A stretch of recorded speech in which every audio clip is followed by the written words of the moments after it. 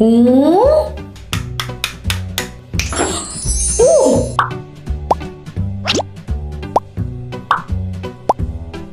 gạo trái cây, dưa hấu. Nó chưa có chín.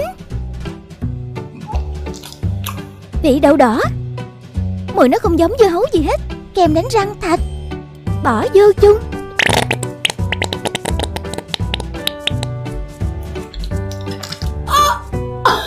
Ồ, nó chua quá. Trái quýt. Nó giống trái quýt thiệt đó.